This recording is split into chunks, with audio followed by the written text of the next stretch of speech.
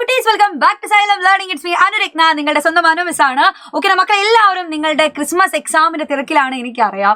അപ്പോൾ എക്സാമിന് വേണ്ടിയിട്ട് നല്ല അടിപൊളിയായിട്ട് നിങ്ങൾ എല്ലാവരും പ്രിപ്പയർ ചെയ്യുന്നുണ്ട്. അതുപോലെ ഓരോ ക്ലാസ്സുകളും ഓരോ ക്വസ്റ്റ്യൻസുകളും എവിടെ നിന്നൊക്കെ കിട്ടുന്നുണ്ടോ അതൊക്കെ കാണുന്നുണ്ടായിരിക്കും. സോ നമ്മൾ ക്രിസ്മസ് എക്സാമിന് അത്രയും ഇമ്പോർട്ടൻ്റ് ആയിട്ടുള്ള ഒരു ചാപ്റ്ററാണ് മൾട്ടിപ്പിൾസ് ആൻഡ് ഫാക്ടേഴ്സ്. ഇത് ഞാൻ ഒരുപാട് തവണ നിങ്ങളോട് റിപ്പീറ്റ് ചെയ്ത് പറഞ്ഞ കാര്യമാണ്. സോ ഈ ഒരു ചാപ്റ്ററിൽ നിന്ന് നിങ്ങൾക്ക് ഏതൊക്കെ ലെവൽ ക്വസ്റ്റ്യൻ വരും എന്നുള്ള കാര്യങ്ങളൊക്കെ നമ്മൾ എന്ത് ചെയ്യും, ക്ലിയർ ചെയ്യും.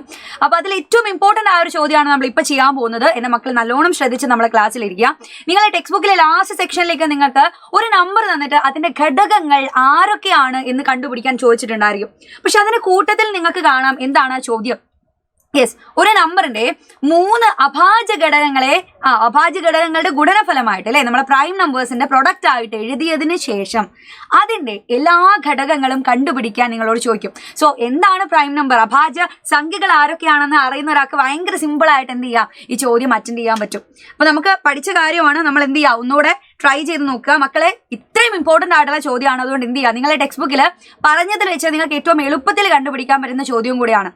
ശ്രദ്ധിക്കുക, നിങ്ങൾക്ക് ടെക്സ്റ്റ് ബുക്കിൽ തന്നതിൽ ഏതൊരു നമ്പറും, ഇപ്പൊ നിങ്ങൾക്ക് തന്ന ക്വസ്റ്റ്യൻസിന്റെ അകത്ത് അതിൽ ഏതൊരു നമ്പർ എടുത്താലും 3 അഭാജ്യ സംഖ്യകളുടെ പ്രൊഡക്റ്റ് ആയിട്ട് എഴുതിയിട്ട് അതിന്റെ ഘടകങ്ങൾ കണ്ടുപിടിക്കാൻ മാത്രമേ ചോദിക്കുന്നുള്ളൂ. സോ ആ ഒരു ലെവൽ ഓഫ് ക്വസ്റ്റ്യൻസുകൾ നിങ്ങൾ പ്രതീക്ഷിച്ചാൽ മതി.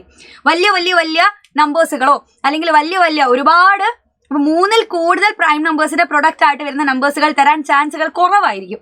സോ നമുക്കിത് ചെയ്തു നോക്കാം. 110ഉം 130ഉം ആണ് തന്ന സംഖ്യ നമ്പർ. എനിക്ക് എന്ത് ചെയ്യണം, ഈ സംഖ്യയെ 3 പ്രൈം നമ്പേഴ്സിന്റെ പ്രൊഡക്റ്റ് ആയിട്ട് ആദ്യം എഴുതണം. എന്നിട്ട് അതിന്റെ എല്ലാ ഘടകങ്ങളും എല്ലാ ഫാക്ടേഴ്സുകളും കണ്ടുപിടിക്കണം. സോ ആദ്യം ഞാൻ എന്ത് ചെയ്തു, ഇതിനെ 110 എന്നുള്ള നമ്പർ ചൂസ് ചെയ്തു കേട്ടോ. 110നെ എനിക്ക് ഏത് രീതിയിൽ എഴുതാൻ പറ്റും? യെസ്, എനിക്ക് ഇതിനെ 11 × 10 എന്ന് എഴുതാം. എഴുതിക്കൂടെ? 11 × 10. പക്ഷെ നമുക്ക് അറിയുന്ന ഒരു കാര്യമാണ്, ഈ 11 പ്രൈം നമ്പർ ആണ്, ബട്ട് 10 എന്തല്ല, ഒരു പ്രൈം നമ്പർ അല്ല. സോ ഞാൻ ഒന്നുകൂടെ ആ 10നെ മാറ്റി എഴുതാൻ വേണ്ടി പോവാണേ. ഞാനിവിടെ എഴുതിയതിൽ ഒന്നുകൂടെ ഈ 10നെ മാറ്റി എഴുതാം. 11 അങ്ങനെ തന്നെ മതി, കാര്യം 11 ഒരു പ്രൈം നമ്പർ ആണ്. സോ 10നെ മാറ്റിയിട്ട് ഞാൻ എങ്ങനെ എഴുതിയെന്നറിയോ? 2 × 5 എന്ന് എഴുതി. ശ്രദ്ധിക്കുക, 10നെ മാറ്റിയിട്ടാണ് ഞാൻ 2 × 5 എന്ന് എഴുതിയത്. ഇപ്പൊ നോക്കിക്കേ, ഈ 3 നമ്പറും പ്രൈം നമ്പർ ആണ്.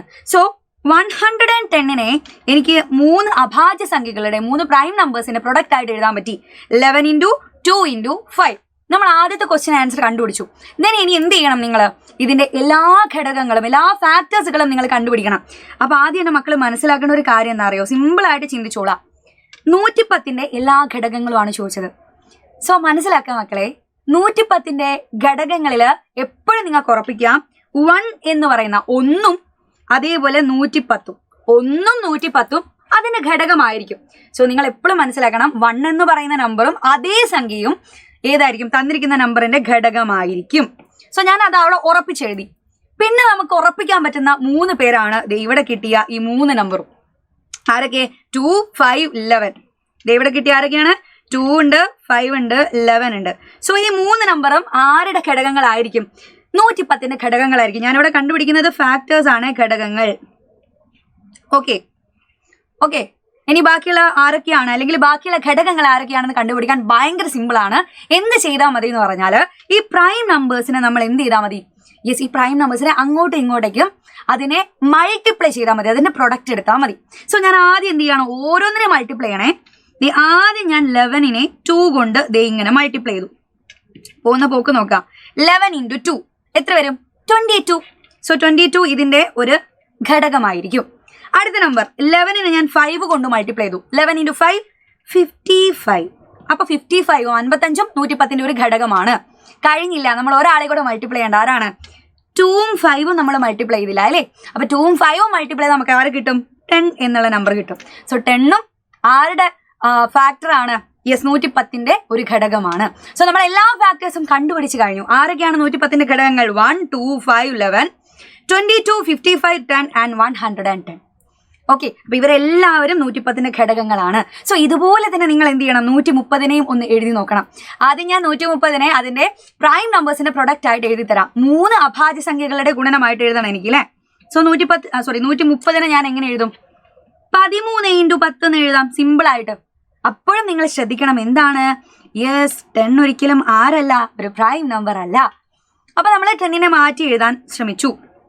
ഓക്കെ, 10നെ ഞാൻ മാറ്റി എഴുതി എങ്ങനെയാണ്? 13 അങ്ങനെ തന്നെ എഴുതി. 10നെ മാറ്റി ഞാൻ 2 × 5 എന്ന് എഴുതി. കണ്ടോ, 2 × 5. അപ്പൊ 3 പ്രൈം നമ്പേഴ്സിന്റെ പ്രൊഡക്റ്റ് ആയിട്ട് എനിക്ക് എഴുതാൻ പറ്റിയില്ല. ഏതൊക്കെയാണ് 3 പ്രൈം നമ്പേഴ്സ്? 13, 2 and 5. ഇനി നമ്മൾ എന്ത് ചെയ്യണം? ഇതിന്റെ ഘടകങ്ങൾ, ഫാക്ടേഴ്സുകൾ ആരൊക്കെയാണെന്ന് നോക്കണം. ഫാക്ടേഴ്സ്. ഇനി ഇതിന്റെ ഫാക്ടേഴ്സുകൾ ആരൊക്കെയാണ്? 130ന്റെ ഫാക്ടേഴ്സുകൾ ആരൊക്കെയാണ്? ഉറപ്പിക്കുക, 1ഉം 130ഉം 130ന്റെ ഫാക്ടർ ആയിരിക്കും. 1ഉം 130ഉം 130ന്റെ ഫാക്ടർ തന്നെയായിരിക്കും. ഉറപ്പിക്കാം, നമുക്ക് അവിടെ ഫിക്സ് ചെയ്യാം. പിന്നെ ആരെയൊക്കെ ഫിക്സ് ചെയ്യാം? യെസ്, ഇപ്പൊ കിട്ടിയ പ്രൈം നമ്പേഴ്സുകൾ അല്ലേ, പ്രൈം ഫാക്ടേഴ്സുകൾ ആരൊക്കെയാണ്? 2, 5, 13. ഇവരും ഇതിന്റെ ഫാക്ടർ ആയിരിക്കും. ബാക്കി ഫാക്ടേഴ്സിനെ കണ്ടുപിടിക്കാൻ എന്ത് ചെയ്താൽ മതി? യെസ്, ഈ ഫാക്ടേഴ്സിനെ അങ്ങോട്ടും ഇങ്ങോട്ടും മൾട്ടിപ്ലൈ ചെയ്താൽ മതി ഇല്ലേ? ആരൊക്കെയായിരിക്കും? 13 × 2. 13 × 2 ചെയ്യാം മക്കളെ. 13 × 2 എത്ര പേരോടാ? 26 ഇല്ലേടാ? 26. അടുത്ത് കിട്ടാൻ എന്ത് ചെയ്യണം? 13നെ 5 കൊണ്ട് മൾട്ടിപ്ലൈ ചെയ്യണം. സോ 13 × 5 ചെയ്യാം. 3 5 15, ബാക്കി 1 1 5 5 1 6, 65 ഇതിന്റെ ഫാക്ടർ ആയിരിക്കും. ദെൻ നമ്മൾ ഒരാളെയും കൂടെ മൾട്ടിപ്ലൈ ചെയ്യാനുണ്ട് അല്ലെ. ആരാണ്? 2ഉം 5ഉം മൾട്ടിപ്ലൈ ചെയ്യണം. 2ഉം 5ഉം മൾട്ടിപ്ലൈ ചെയ്താൽ എത്ര പേരോടാ? യെസ്, 10 എന്ന് വരും. അപ്പൊ നമ്മൾ എല്ലാ ഫാക്ടറും കണ്ടുപിടിച്ചു. എങ്ങനെയാ എല്ലാ ഫാക്ടറും കണ്ടുപിടിച്ചേ?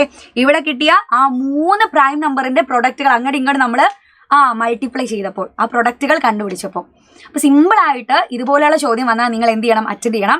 അപ്പോൾ എന്തായാലും നിങ്ങൾക്ക് എക്സാം സിമ്പിൾ ആയിരിക്കും. All the very best. ഈ ചോദ്യം വന്നു കഴിഞ്ഞാൽ ചെയ്യാൻ മറക്കരുത്. നല്ല കുട്ടികളായിട്ട് പഠിച്ചോളാം. അപ്പൊ എന്തായാലും ഞങ്ങൾ എല്ലാവരും നിങ്ങളെ കൂടെ ഉണ്ടായിരിക്കും. മറക്കണ്ട, ഇന്ന് രാത്രി നമുക്കൊരു മെഗാ മാരത്തോൺ ഉണ്ട്. 7 മണിക്ക് തുടങ്ങും. അപ്പൊ മെഗാ മാരത്തോണിലെ എല്ലാ ചാപ്റ്റേഴ്സും നമ്മൾ ഡിസ്കസ് ചെയ്യുന്നതായിരിക്കും. അപ്പൊ മറക്കാതെ തന്നെ മക്കൾ എന്ത് ചെയ്യുക? നമ്മളെ മെഗാ മാരത്തോണിൽ ജോയിൻ ചെയ്യുക. Bye bye.